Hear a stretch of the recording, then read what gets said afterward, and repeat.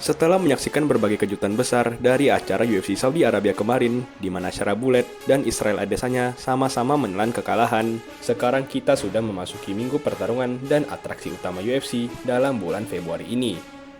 UFC 312 yang akan berlangsung di Australia pada tanggal 9 Februari minggu ini mempertemukan kembali dua petarung barbar dari divisi middleweight untuk status juara dalam laga rematch.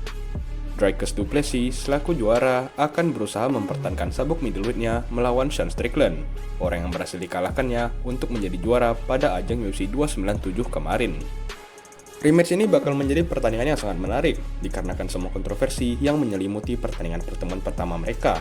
Oleh karena itu, dalam video ini, dalam rangka persiapan dan membangun antisipasi menuju main event UFC 312 ini, kita bakal membahas garis waktu dan semua alur cerita menuju pertandingan besar ini.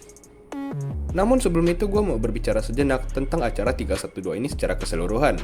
Apabila kita melihat pertandingan-pertandingan di luar main event, mulai dari babak prelim sampai ke pay-per-view dari 312, kita bisa melihat bahwa selain Du Plessis Strickland, hanya ada satu pertandingan menarik lain, yaitu co-main event antara Zhang Weili sebagai juara divisi strawweight versus Tatiana Suarez, di mana Weili terkenal sebagai salah satu petarung MMA wanita dengan pertandingan yang seru-seru. Selebihnya sisa dari kartu tersebut dapat dibilang kurang menarik perhatian. Contohnya saja, dalam pertandingan sebelum main dan co-main event, kita diberikan pertandingan antara Justin Tafa versus Talisson Teixeira. Yang unik dari ini adalah ini bakal menjadi pertandingan resmi pertama Talisson Teixeira dalam UFC. Mungkin selain itu ada Alexandre Topuria, abang dari Ilia Topuria yang akan melaksanakan debutnya. Tapi selain itu, tidak ada pertarungan menarik perhatian lain lagi dari acara ini, di mana banyak yang berargumen bahwa UFC Saudi kemarin berdasarkan nama-nama yang bertarung merupakan acara yang lebih baik di atas kertas dibandingkan dengan 312 minggu ini.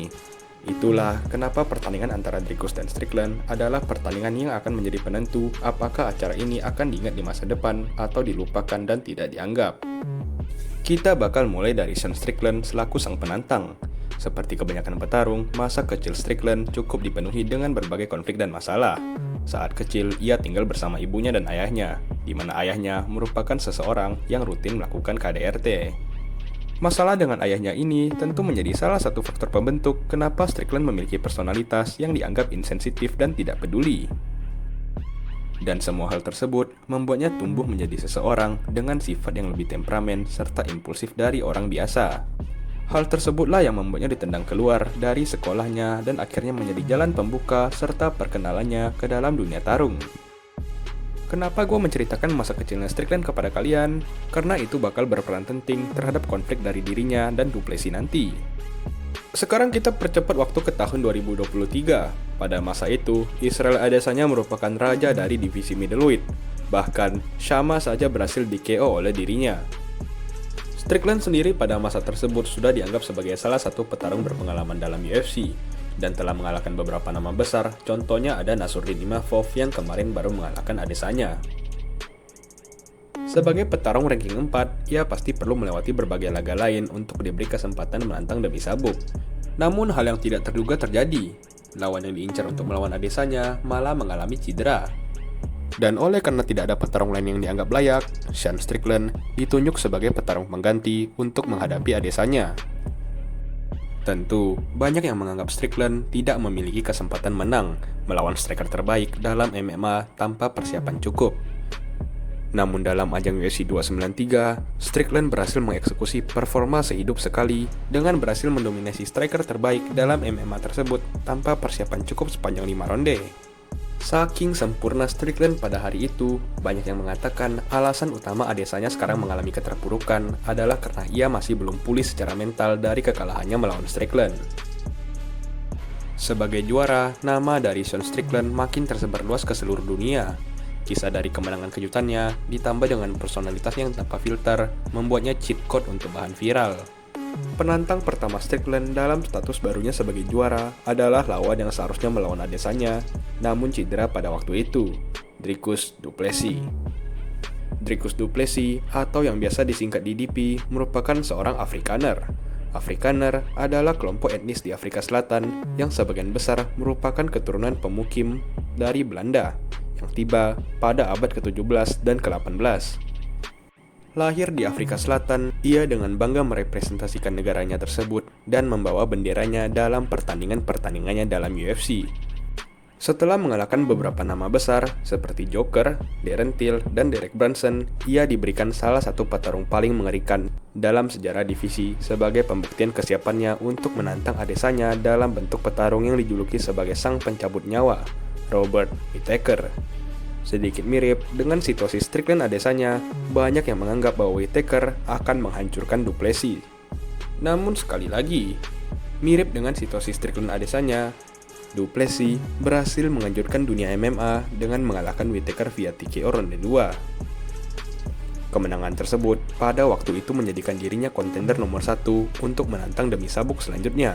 Namun, seperti yang udah dijelaskan tadi, ia cedera dan Strickland menjadi juara baru. Namun sekarang, ia sudah sembuh dan sebagai kontender nomor 1 pada saat itu, ia diberikan kesempatan melawan Strickland dalam ajang UFC 297. Jadi sekarang kita sedang berada di acara konferensi pers yang mempromosikan pertandingan tersebut. Seperti biasa, Strickland unggul dalam urusan berbicara di mikrofon dan para penggemar yang hadir menyoraki setiap hinaan yang dilontarkan Strickland pada DDP. Sampai-sampai suatu momen ketika Strickland mengungkit DDP dan pelatihnya. Dimana jika kalian belum tahu, banyak foto yang beredar di sosial media tentang DDP yang melakukan beberapa hal yang cukup unik dengan sesama laki. DDP yang mulai muak dengan omongan Strickland tersebut langsung kembali mengungkit masa lalu Strickland tentang ayahnya yang kejam, yang udah gue ceritakan tadi. Saking sensitifnya Strickland terhadap topik ini, ia sempat menangis dalam sebuah acara podcast saat masalah tentang ayahnya diungkit. Selain itu, setelah press conference, ia juga sempat mengontak Du Plessis secara pribadi dengan mengatakan bahwa ia minta maaf apabila ia dinilai terlalu tidak sopan kemarin. Namun apabila masalah dengan masa lalunya kembali diungkit, ia akan menusuk Du Plessis. Setelah antisipasi lama, pertandingan antara mereka berdua pun berlangsung. Pertandingan tersebut berlangsung selama 5 ronde penuh, di mana kedua petarung saling menukar balik serangan dan tidak ada yang mundur. Dan setelah ronde terakhir usai, Strickland dianggap sebagai pemenang oleh hanya satu wasit, sedangkan Du Plessis diakui sebagai pemenang resmi dan juara baru divisi middleweight berkat keputusan dua wasit lainnya. Gue sendiri yang nonton live pada saat itu menilai bahwa Du Plessis yang memang harusnya menang, tapi karena pertandingan tersebut sangat kompetitif, gue paham kenapa banyak yang menganggap bahwa Strickland yang harusnya menang. Strickland sendiri secara pribadi juga menganggap dia yang harusnya menang. Oleh karena itu, pada UFC 302, setelah ia berhasil mengalahkan Paulo Costa selama 5 ronde, ia kembali mendorong untuk diberikan laga rematch melawan DDP. DDP sendiri, setelah menjadi juara, mempertahankan statusnya tersebut untuk pertama kali melawan Israel Adesanya, tokoh yang bisa dibilang secara tidak langsung memulai seluruh hal ini agar bisa terjadi. Ia mengunci Adesanya dalam ronde keempat dan sekali lagi kembali bertingkah sus dengan sesama jenis. Dan sekarang, kita sampai ke UFC 312. Harapan Strickland untuk rematch cepat dikabulkan oleh pihak UFC, dan minggu ini kita akan menyaksikan konklusi dari saga Du Plessis versus Strickland. Dipikir-pikir lagi cukup unik bahwa Strickland menjadi juara karena DDP yang cedera, lalu DDP menjadi juara karena berhasil mengalahkan Strickland. Sebenarnya secara keseluruhan UFC 312 ini ya kurang cukup menarik. Namun jika kita melihat lebih besar ke seluruh bulan Februari ini, menurut gue kalian harusnya cukup puas karena selain dari UFC Saudi kemarin, lalu 312 minggu ini, kita masih ada laga rematch lain antara Beterbiev versus Bivol, yang kalau kalian lihat acaranya benar-benar bertabur penuh dengan nama-nama bintang. Coba komen di bawah siapa yang menurut kalian bakal menang antara Du Plessis versus Strickland. Gue cukup yakin dalam divisi middleweight ini, beberapa dari kalian lebih fokus ke Khamzat Chimaev agar cepat-cepat mendapat title shot. Namun sambil menunggu itu gak ada salahnya menikmati dan menyaksikan pertandingan satu ini. Akan juga sangat diapresiasi apabila video ini bisa di-interact dan dipromosi dengan cara like, subscribe, dan share. Terima kasih banyak sudah menonton.